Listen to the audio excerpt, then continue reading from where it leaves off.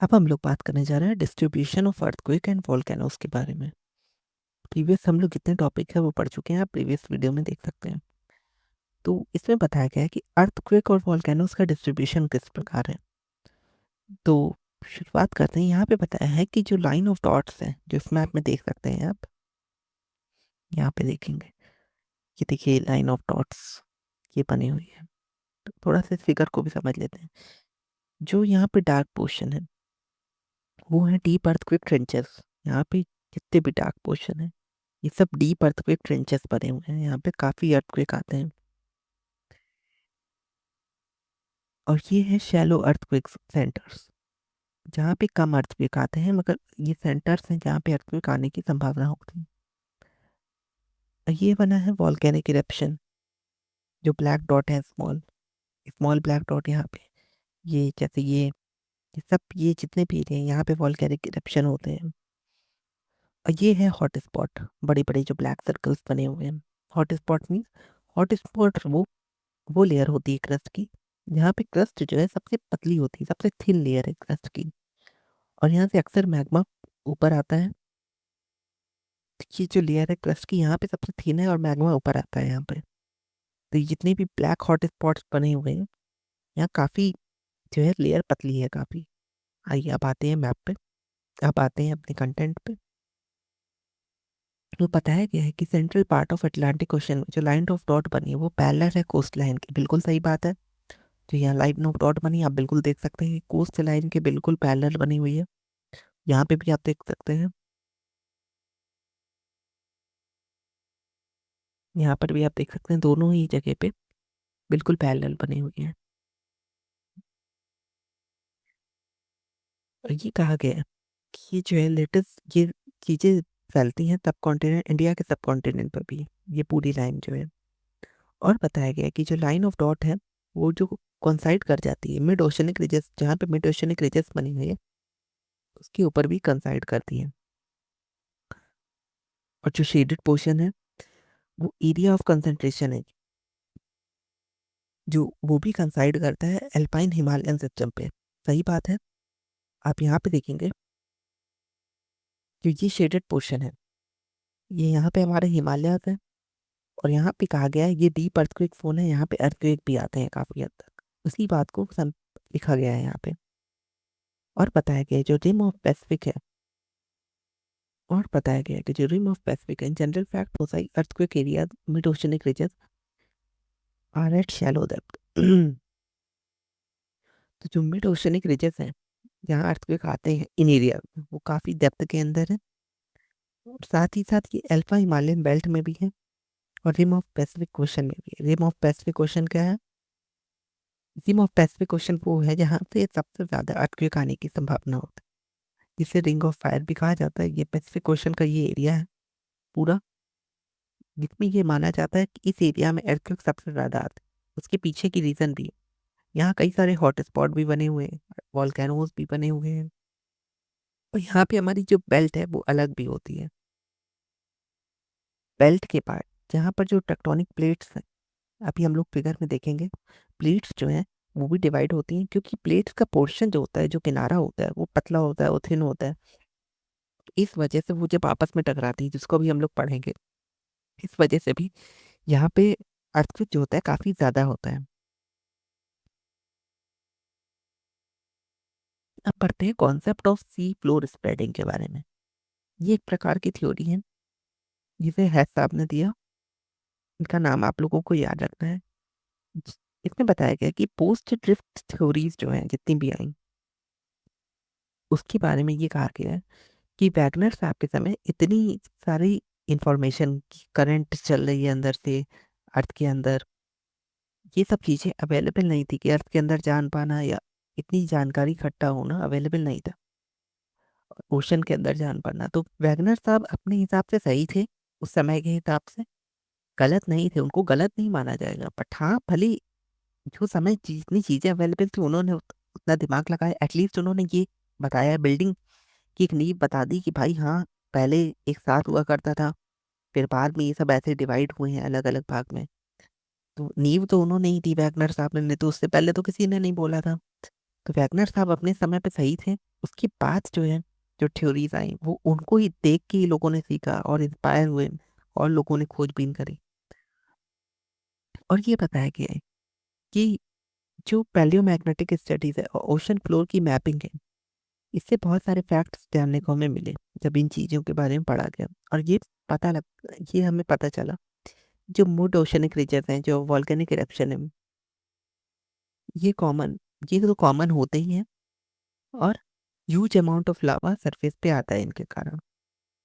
और ये बताया गया कि जो रॉक्स हैं दोनों ही साइड में, मिड ओशनिक रीजस के दोनों ही साइड पे जो रॉक है, सपोज करिए मिड ओशनिक रीजस के पहाड़ हैं ऐसे करके, यहाँ पे जब वॉल्केनो का जो मिड ओशनिक रीजस का जो लावा बाहर आता है, तो ये सूखे जब पत्थर बनता है, तो ये जो रॉक है कि यहाँ पास में गिरे हैं, इनकी और इनकी डेट बिल्कुल सेम होगी, ये चीज़ कही गई। और सिमिलैरिटीज भी देखने को मिलती है। कहा गया है कि जो रॉक पास में होती है मिड ओशनिक रीजस के, नॉर्मल पोलैरिटी और यंग होती हैं, वो रॉक तुरंत की बनी हुई होती है। जो दूर चली जाती हैं, काफ़ी दूर हो जाती हैं, वो थोड़ा सा टाइम फ्रेम उसका ज़्यादा हो जाता है, इसलिए वो आगे बढ़ जाती हैं। ओशन क्रस्ट की रॉक जो है काफ़ी यंगर है। ये कहा गया है कि जैसे ये हमारी ज़मीन है और ये समुद्र है, सपोज करिए, तो यहाँ पे जो रॉक मिली अंदर, इसके अंदर, और यहाँ पे अंदर जो रॉक मिली, तो ये जो रॉक है काफ़ी ओल्ड है, जब से धरती बनी है तब से। बट यहाँ जो रॉक मिली, ये मिनिमम 200 मिलियन, उससे कम ही होगी, मैक्सिमम 200 मिलियन, उससे ज़्यादा नहीं गई। ये काफ़ी न्यू रॉक्स हैं यहाँ पे जो रॉक मिली अंदर उसके। तो आपको लग रहा होगा, इसमें फैक्ट भी ये दिया हुआ है, इस वजह से मिली क्योंकि ये यहाँ पे रॉक हमेशा बनती रहती है वॉल्केनो के कारण। तो जो नई रॉक क्रिएट होती रहती है, पुरानी रॉक हटती रहती है, तो इस वजह से यहाँ की जो रॉक है काफ़ी नई है। तो आप सोच रहे होंगे कहीं ना कहीं तो पुरानी रॉक होगी नीचे, वो कहाँ जाती होगी, तो उसके बारे में बताएंगे कहाँ जाती है वो रॉक। और बताया गया है कि sediment of the ocean floor are unexpectedly very thin. जो सेडिमेंट्स हैं, जो नीचे की, जो ओशन फ्लोर जिनकी हम बात कर रहे हैं, नीचे का जो सेडिमेंट्स है वो काफ़ी पतले हैं। हालांकि जो डीप ट्रेंचेस हैं, और जहाँ पे, और जो मिड ओशन रिजर्व है, हालांकि जो मिड ओशन रिजर्व है उनकी डेप्थ तो बहुत शैलो होती है, और डीप ट्रेंचेस जो होते हैं वो काफ़ी डीप सीटेड होते हैं अर्थक्वेक के लिए। और ये बात कही गई कि ये जो थ्योरी थी, ये दी गई थी सी फ्लोर स्प्रेडिंग के नाम पे इस थ्योरी को कहा गया। और इसको हेड साहब ने दिया था, ये नाम आपको याद रखना है, 1961 में। उन्होंने ये भी कहा था कि जो इरप्शन है, वोल्केनिक इरप्शन है, ओशनिक रीजन के अंदर, ओशनिक क्रस्ट के अंदर जो इरप्शन हो रहा है, उससे नई क्रस्ट की लेयर जनरेट हो रही है ओशन के, और जो पुरानी है वो अंदर जा रही है। और इसको उन्होंने इस तरीके से इस फिगर में भी दिखाया हुआ है, यहाँ पे समझाया गया। देखिए ये है वॉल्केनो, यहाँ से सपोज करिए यहाँ पे वॉल्केनो गिरता है, ये फॉर्म पत्थर बन जाता है। तो आप सोच रहे हो यहाँ पे तो चलिए नए नए पत्थर आ गए, पूरा यहाँ आ गया, ये नीचे का क्या हुआ, नीचे की जो सेडिमेंट्स है वो क्या हुआ।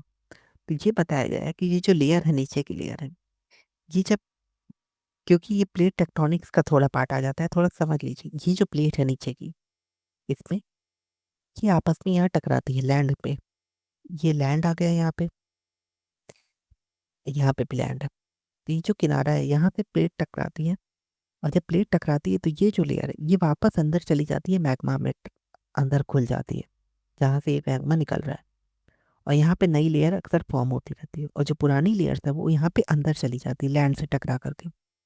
ये लैंड है, लैंड से टकरा करके ये लेयर अंदर चली जाती है, इस बात को कहा गया है। इस बात को लिखा भी गया है कि जो ओशनिक फ्लोर है वो पुश होते रहते हैं वॉल्केनिक इरप्शन के। जो ओशनिक फ्लोर है वो पुश होते रहते हैं, आगे बढ़ते रहते हैं वॉल्केनिक इरप्शन के कारण हमारे कृत में, और वो सिंक हो जाते हैं। और यहाँ पे हमारा टाइमलाइन भी बताया गया कि कैसे हमारे जो कॉन्टिनेंट्स हैं किस तरीके से अलग हुआ, इस चीज़ को बताया गया। जैसे ये पहले एक था पूरा, उसके बाद ये डिवाइड हुआ, तो ये इस फिगर के जरिए हमको समझाया गया है। अब बात करते हैं प्लेट टेक्टोनिक्स के बारे में। ये सबसे इम्पोर्टेंट थ्योरी है जिसको आपने क्लास 9th में भी पढ़ा होगा। ये क्लास 9 में भी आई थी कि जो टेक्टोनिक प्लेट्स होती हैं वो आपस में टकराती हैं जिसके कारण अर्थक्वेक आते हैं। तो बेसिक पढ़ा था। यहाँ पे थोड़ा सा अच्छे से पढ़ेंगे। यहाँ पे ये बताया गया है कि जो हमारा जो सी फ्लोर स्प्रेडिंग का कॉन्सेप्ट है वो एक तरीके का वो ये हमें बताता है कि जो डिस्ट्रीब्यूशन ऑफ ओशन और कॉन्टिनेंट है उसके बारे में हमें समझाता है। 1967 में पार्कर साहब, मॉर्गन साहब, इन लोगों ने मिल करके एक आइडिया दिया और उस आइडिया में ये बताया कि एक कॉन्सेप्ट लेकर आया जिसका नाम था प्लेट टेक्टोनिक। ये तीन लोग मिलकर इसमें कहा गया कि जो लिथोस्फेरिक प्लेट होती है हमारी, हम लोगों ने अभी प्रीवियस चैप्टर में पढ़ा था कि जो हमारी अर्थ है, अर्थ की प्लेट है वो 4 भाग में अर्थ डिवाइडेड है। अगर आपको नाम नहीं याद है तो बता देते हैं। लैम्प, उसका शॉर्टकट हम लोगों ने लगा था। एम से हो गया मेंटल, जो कि मेंटल पोर्शन पे आता है। लिथोस्फेयर और एस्थेनोस्फेयर, ये क्रस्ट के नीचे का भाग है। एस्थेनोस्फेयर क्रस्ट के नीचे का भाग है और ये कोर का भाग है, बेरोस्फेयर। ये कोर पे इस एरिया को कहा जाता है। 4 भाग में बटी थी। तो जो लिथोस्फेयर जहाँ पे है, जो सबसे ऊपर की क्रस्ट की प्लेट है, उसके बारे में बताया गया है। वो इरेगुलर शेप की है। इरेगुलर शेप की है। ये बताया गया कि जो प्लेट्स है वो इरेगुलर शेप की है और दोनों जगह हैं, कॉन्टिनेंट में भी है, ओशन में। एक तरीके से हमारे पूरे अर्थ में पूरी प्लेट बिछी हुई है और एक प्लेट के ऊपर जिस प्रकार खाना रखा जाता है उसी प्रकार हमारे कॉन्टिनेंट्स अलग अलग बटे बने हुए हैं। इस तरीके से बताया गया। और ये भी कहा गया क्योंकि ये इरेगुलर शेप है, इसका कोई शेप नहीं है, इसके डिस्ट्रीब्यूशन की जो कॉर्नर्स हैं उस पे भी अर्थक्वेक आते हैं। ये आपस में टकराती है जिससे अर्थक्वेक आते हैं। ये चीज़ें अब ये पढ़ेंगे आगे। और बताया गया है कि जो लिथोस्फेयर की प्लेट है, क्रस्ट और टॉप मेंटल का एरिया होता है, थिकनेस एज वेरी करती रहती है। और प्लेट जो होती है, जो कॉन्टेनिक प्लेट होती है, कॉन्टिनेंटल प्लेट होती है और ओशनिक प्लेट होती है, वो डिपेंड करती है कौन सा लार्जर पोर्शन है। पैसिफिक प्लेट जो है सबसे बड़ी प्लेट है। यूरेशियन प्लेट जो है कॉन्टिनेंटल प्लेट में सबसे बड़ी प्लेट है। और इस तरीके से प्लेट टेक्टोनिक को प्रपोज किया गया और बताया कि जो 7 मेजर प्लेट हैं, कुछ माइनर प्लेट्स भी हैं। Young fold, mountain ridges, princess और फॉल्ट, जितने भी फॉल्ट्स हैं ये सब मेजर प्लेट्स में आते हैं। और मेजर प्लेट्स कौन कौन से हैं उनके नाम दिए हुए हैं। जो Antarctica and in surrounding oceanic plate. तो थोड़ा सा मैप पहले देखिए। ये देखिए कि जितनी भी बड़ी बड़ी आपको ये बटा हुआ लाइन बॉर्डर दिख रहा है, ये बताया गया है कि ये जो है ये प्लेट है। एक प्लेट ये है, दूसरी प्लेट ये है, तीसरी प्लेट यहाँ से जुड़ी हुई है, ये है, और फिर यहाँ से एक प्लेट बटी हुई है। ये पूरा अर्थ जो है प्लेट पे है। इस प्रकार प्लेट पे पानी भर के आप कुछ तैराते हो नाव की तरह, कुछ उसी प्रकार ऐसा ही यहाँ पे हमारे कॉन्टिनेंट के साथ है। ओशन उसी के ऊपर है, उसी के ऊपर कंटिनेंट भी बना हुआ है। इस तरीके से उन्होंने बताया। अ- और क्यों यहाँ पे इस बेल्ट में सबसे ज्यादा आता है? फॉल दो चीजें। जो प्लेट के कॉर्नर्स होते हैं, जो बॉर्डर्स होते हैं ना, ये बॉर्डर्स काफी कमजोर होते हैं। यहाँ से मैग्मा अक्सर आता रहता है बाहर। मैग्मा आता रहता है तो हमारी प्लेट जो है आपस में हिलती डुलती रहती है, टकराती रहती है। जो हम लोग करंट का कॉन्सेप्ट अभी हम लोग पढ़ रहे थे, वो करंट यहाँ पे इंटरनल जो करंट है उसके कारण यहाँ की प्लेटें बहुत ज़्यादा हिलती हैं। यही वजह है कि इस पोर्शन में सबसे ज़्यादा जो है अर्थक्वेक आता है। अब आप सोच रहे हो कि और कोई पोर्शन में इतना ज़्यादा क्यों नहीं आता? हर जगह हल्के फुल्के आते हैं बट इस पोर्शन में थोड़ा सा ज़्यादा आता है। आप नोटिस करो, यहाँ पे वॉल्केनिक भी बहुत ज़्यादा है, मिड ओशनिक रिजर्व भी है। तीनों चारों फैक्टर हैं जिसके कारण अर्थक्वेक आता है इस एरिया में। इसीलिए कहा जाता है इसे रिम ऑफ फायर। आइए आगे चलते हैं अपने कॉन्सेप्ट पे। और इसमें सब जगह के नाम दिए हुए हैं। इन प्लेटों को आपको पढ़ लेना। जैसे नॉर्थ अमेरिका की प्लेट अलग प्लेट है और साउथ अमेरिका की प्लेट है। इंडिया, ऑस्ट्रेलिया, न्यूजीलैंड की एक अलग प्लेट है। ऑस्ट्रेलिया एंड ईस्टर्न यहाँ पे बना हुआ है इस चीज़ों को कि जो इंडिया ऑस्ट्रेलिया की प्लेट है, ये देखिए आप, इंडिया ऑस्ट्रेलिया की प्लेट, ये प्लेट है इंडिया ऑस्ट्रेलिया की। अफ्रीका यूरेशियन प्लेट पूरी जुड़ी हुई है तो ये इसको कहा गया। अरेबियन प्लेट एक अलग प्लेट है, यहाँ पे एक अरेबियन प्लेट है छोटी। और फिलीपीन प्लेट है, यहाँ पे एक फिलिपीन प्लेट है। तो बताया गया है कि जो मेजर प्लेट्स हैं वो टोटल 7 मेजर प्लेट्स हैं और कई सारी माइनर प्लेट्स भी हैं। तो माइनर प्लेट्स भी कई सारी हैं, मेजर प्लेट है। उसके बाद कुछ माइनर प्लेट्स भी हैं जैसे कोको प्लेट जो कि सेंट्रल अमेरिका और पैसिफिक में है। Nazca plate, Arabian plate, Philippine plate, ये सब माइनर प्लेट्स हैं, छोटी छोटी। और कैरोनील प्लेट और फूजी प्लेट, ये सारी प्लेट्स इस मैप में आप देख सकते हैं। जैसे कि अरेबियन प्लेट हो गई,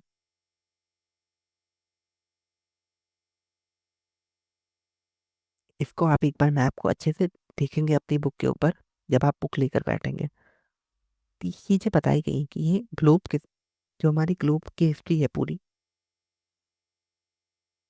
इसी चीज को बताया गया कि जो प्लेट्स हैं यही लगातार हमारी मूव करती हैं through out the globe historically, समय के साथ साथ, ना कि कॉन्टिनेंट मूव करते जैसा कि वैगनर मानते थे। और कॉन्टिनेंट जो है क्योंकि वो पार्ट है प्लेट का, इसलिए वो भी मूव करते हैं। और ये भी बताया, तो यहाँ पे हमारी एनसीईआरटी में ये कहा गया है कि जैसा वैगनर साहब कहते थे कि पेंजिया और पेंथलासा एक समय पे एक सुपर जो है एरिया था, पेंजिया एक सुपर एरिया था, पेंथलासा जिसे ओशन कहा गया वो एक जगह इकट्ठा था।